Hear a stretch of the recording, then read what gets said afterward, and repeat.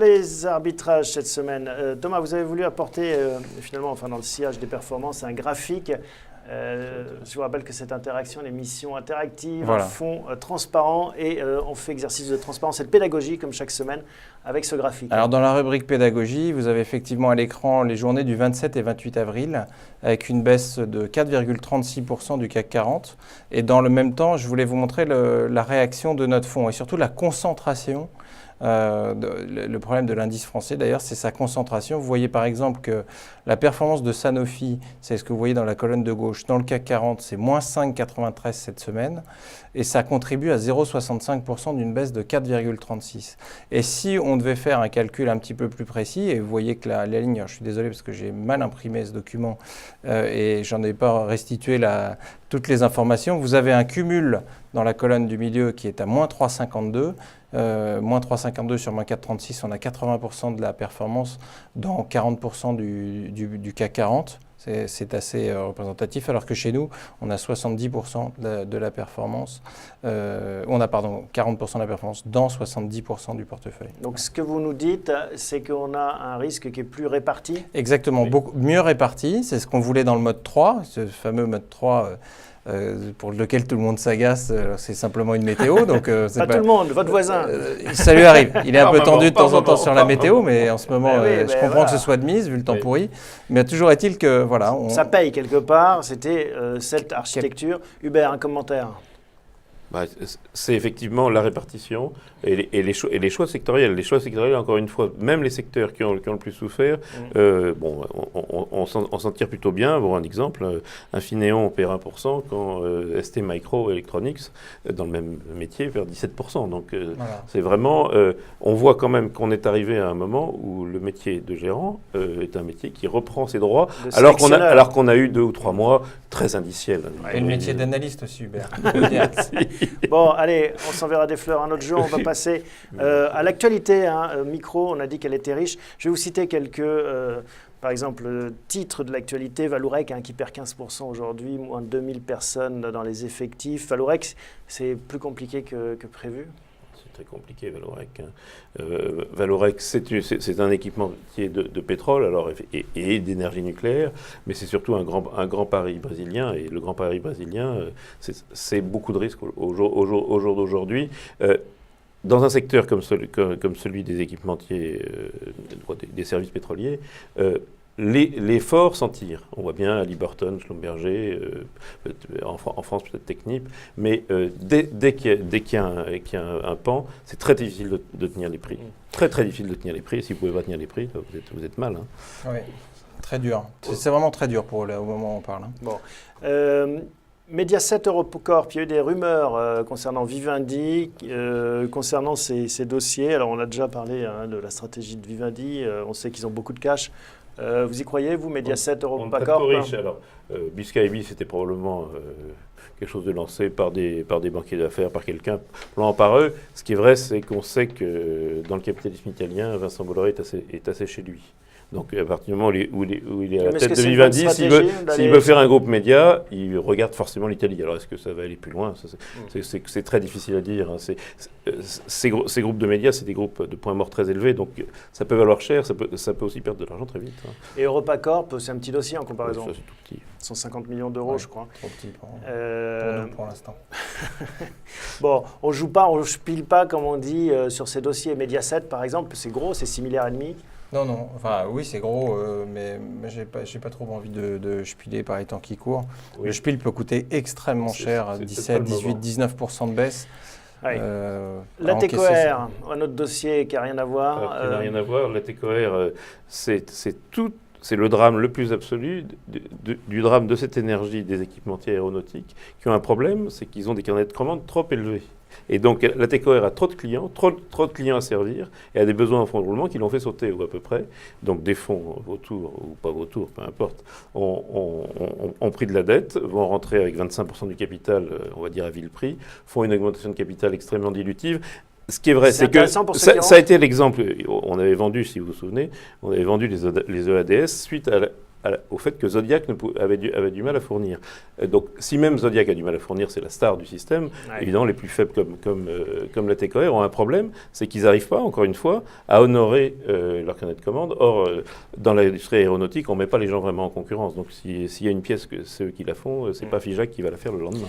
Et on aime bien les histoires de reconstruction, de restructuration, de retournement. Est-ce que ça, c'est un dossier qui pourrait nous intéresser ?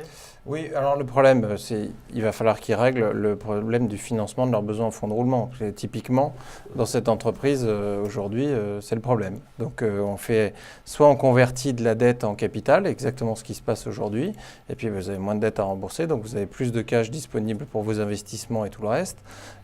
C'est l'orientation qu'un certain nombre de dossiers risque de prendre pour la période qui vient. C'est d'ailleurs intéressant, mais il vaut mieux être du côté du créancier pour le coup que du côté de l'actionnaire. C'est eux qui sont les gagnants là.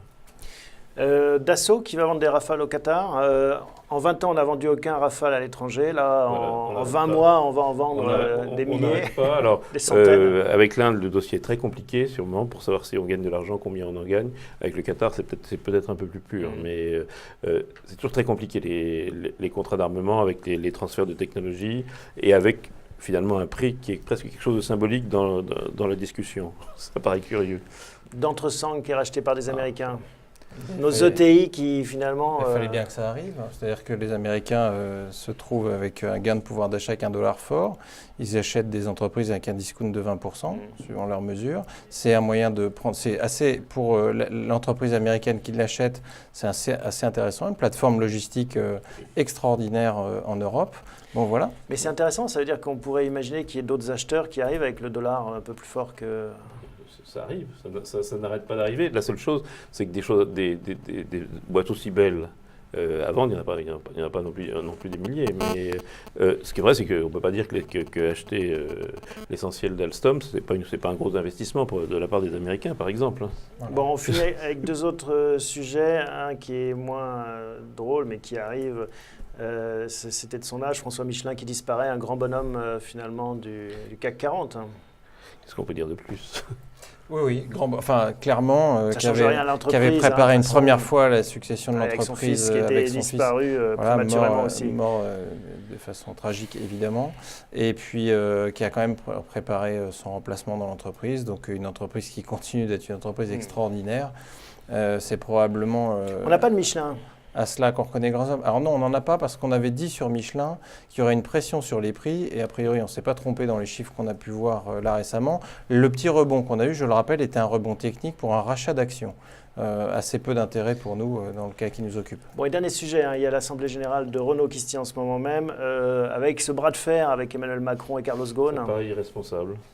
Quand on est l'État français, on est associé avec Nissan via un patron qui est un patron qui a redressé tout cet ensemble.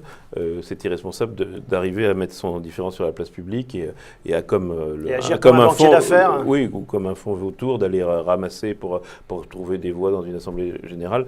C'est un peu invraisemblable et c'est prendre des risques vis-à-vis des actionnaires de Nissan, les autres, et vis-à-vis du patron de Renault. Et le patron de Renault, on en a besoin, je crois vraiment. Alors, voilà donc pour l'actualité. Côté valeur cette semaine, est-ce qu'il y a des arbitrages qui vous tenteraient, Hubert ? Alors non, moi d'une manière générale, quand ça secoue comme ça, il faut y aller, il faut penser. Hein. Alors on a pas mal de liquidités, Thomas. Parce que la tentation, c'est de se dire, voilà, pardon, je vous coupe, mais en effet, on a perdu 5%, j'ai des liquidités. Voilà, ou bien je vais vendre celle-là, racheter les autres. Alors, il ne faut pas trop s'énerver, il faut toujours être relativement patient. On avait pris pas mal de bénéfices sur des titres. Alors on va voir le tableau de l'historique. Voilà, le tableau des arbitrages que vous avez. Donc dans ce tableau des arbitrages, si on prend les récents, vous voyez que la colonne allégée est quand même largement nourrie depuis le 17 avril 2015, où on a allégé du Bouygues, du Capgemini, de l'Eurotunnel, du KPN, de l'AXA, du Thales. À nouveau du cash de côté. À nouveau du Capgemini, du Renault, du Nexity et de l'Imeris et de l'Infineon. Ça, c'était pour hier, puisque on a pris des décisions hier d'alléger, plutôt d'ailleurs en début de journée, on a eu de la chance. Et puis, on en a profité quand même dans cette période pour renforcer BNP et Legrand, comme vous le voyez. Et puis notre petite ligne de Rheinmetall qu'on a mis en place, d'ailleurs pas le 30, pas aujourd'hui. Comment elle mais s'est hier. comportée? Hier, elle a perdu 3%. Bon. Donc on l'a acheté dans le mouvement d'hier, très bien. Et quant à Peugeot, on l'a renforcé conformément à ce que nous avions dit. Et pas de regret sur cet achat. Oui, avec des résultats qui étaient bons, mais assez fraîchement accueillis. Sans surprise, c'est ça. Sans surprise, la nouvelle est bonne, la tendance est bonne, aussi bien en Europe que le partenariat chinois. Sans surprise, mais c'est quasiment le titre qui a le plus monté depuis le début de l'année, donc il ne faut pas... Et puis il faut se conforter. Quand un titre a des bons résultats, on le garde conformément à ce qu'on avait dit. Donc ce que vous dites, c'est qu'il faut garder son calme, mais en même temps, il y a eu beaucoup de petits mouvements cette semaine. Oui, dans le portefeuille, vous voulez dire ? Oui, mais parce qu'il faut, dans un mouvement de correction qui est probablement de 7 à 8% potentiel, alléger les poids sur lesquels on a beaucoup gagné, les titres sur lesquels on a beaucoup gagné, parce que c'est eux qui vont mécaniquement le plus corriger. On l'avait vu dans le palmarès qu'on a présenté tout à l'heure, vous avez des baisses significatives, donc quand vous avez un marché qui baisse de 3 et que le titre baisse de 9 à 12%, on est content d'avoir pris des bénéfices pour revenir. Donc nous, on continue sur cette ligne-là. On a eu les résultats de Nexity cette semaine qui étaient au-dessus des attentes. Le titre s'est bien comporté. Là aussi, on a vendu la nouvelle, pour être clair. On n'a pas vendu la totalité des titres, mais on a vendu la nouvelle et on l'a vendu pour moitié de la position, ce qui est assez substantiel. Il faut savoir prendre des profits, je l'ai dit. Altran a bénéficié de la nomination de Dominique Cerutti, ça on l'avait vu. Le chiffre d'affaires du premier trimestre est en ligne avec ce qui était attendu. L'Europe du Nord inquiète un peu, mais l'Europe du Nord va encore inquiéter, je pense, pendant un ou deux trimestres. Voilà, et dans l'autre domaine, Accor, avec le rachat de Fast Booking, confirme qu'ils ont décidé de mettre du digital dans les services hôteliers, ce qui est plutôt une bonne nouvelle, vu et puis notamment l'accord avec Booking pour tous les hôteliers. Tout ça, mis bout à bout, c'est plutôt des bonnes nouvelles pour le secteur. Orange a publié des résultats un peu mitigés. Bon, Orange a été un très gros contributeur en fait, au début de la création d'Interaction, c'est-à-dire dans les 2 derniers mois de l'année. Et effectivement, ça correspond exactement à la stratégie que Thomas vient de décrire, puisqu'on est revenu à 1,17 alors qu'on a été au-delà de 4. Exactement. Alors, donc, c'est logique.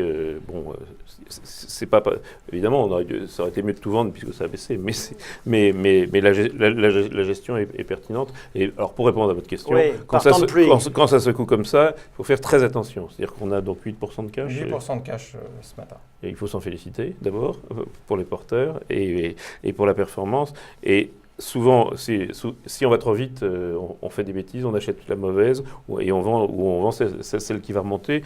Donc, personnellement, et Dieu sait que je suis souvent un peu pushing pour essayer de faire des choses nouvelles, je pense que prendre son temps, éventuellement en trouver une ou deux, regarder Deleuze oui, alors il y avait la question de Deleuze, ça c'est sur le repli, oui, on peut regarder, mais il n'y a peut-être pas le choix. On ne l'a pas cette semaine, on attend que ça se stabilise. Ça se tasse notamment parce que le dollar est en train de bouger un petit peu quand même, donc il ne faut pas s'énerver sur Deleuze, qui a une grosse sensibilité au dollar. Il y avait un autre sujet, c'était les parapétrolières, Technip.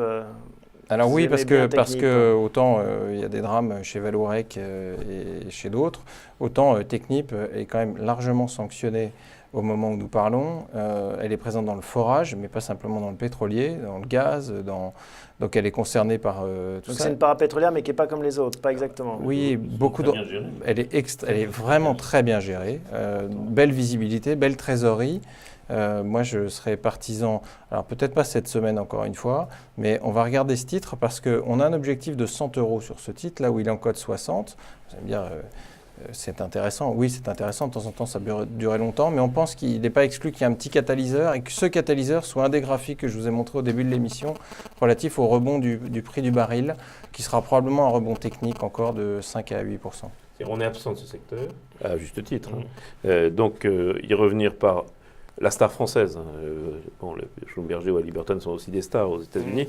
Y revenir par la star française est une manière de faire une spéculation qui reste raisonnée. Bon, voilà, donc pas de choses particulières cette semaine. On met sur le radar Deleuze et Technip. Deleuze éventuellement pour se renforcer et profiter. Pour racheter ce qu'on a vendu plus cher, en plus. Et Technip pour peut-être faire un pari contrariant, mais peut-être pas cette semaine, en effet. C'est sur nos tablettes. Voilà ce qu'on pouvait dire, messieurs. Merci beaucoup. Merci à la Thomas. semaine prochaine. Merci à vous tous de nous suivre la semaine prochaine, même endroit, même heure.